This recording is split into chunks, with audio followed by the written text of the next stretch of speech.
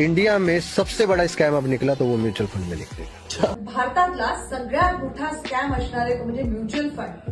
कुठल्याही प्रकारची ट्रान्सपरन्सी ते ठेवत नाही. कोणत्या किमतीला स्टॉक घेतला, कुठल्या किमतीला विकला, ह्याची काही ट्रान्सपरन्सी नसते. असं ओरडून ओरडून म्हणणारा व्हायरल झालेला व्हिडिओ जर तुम्ही पाहिला नसेल तर तो आधी पहा आणि मग त्याचं उत्तर शोधायला आजचा व्हिडिओ संपूर्ण बघा. म्युच्युअल फंड सही आहे या वाक्याचीच मुळे व्हिडिओतल्या माणसाला एलर्जी असं वाटतं. पण मग म्युच्युअल फंड खरे आहेत तरी कसे? तर मंडळी, म्युच्युअल फंडमध्ये सगळ्यात जास्त ट्रान्सपरन्सी ठेवण्यात येते, कारण प्रत्येक म्युच्युअल फंड स्वतःची फॅक्ट शीट स्वतःच्या वेबसाईटवर आणि अँफीच्या वेबसाईटवर पब्लिश करत असते.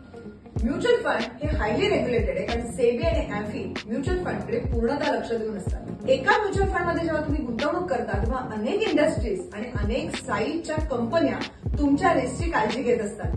म्युच्युअल फंड हा असा एक असेल की ज्यात तुमचे पैसे लॉक राहत नाहीत.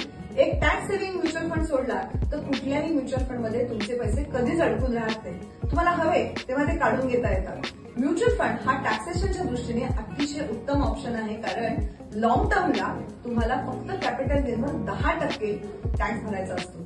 20 वर्षाच्या ट्रॅक रेकॉर्ड प्रमाणे म्युच्युअल फंडचे ऍव्हरेज रिटर्न्स आहेत 12.86%, म्हणजे जवळजवळ 13%. एवढे सगळे फीचर्स असलेला म्युच्युअल फंड जर तुम्हाला फ्रॉड वाटत असेल तर तो तुम्हाला फ्रॉड का वाटतोय कमेंट बॉक्समध्ये नक्की लिहा.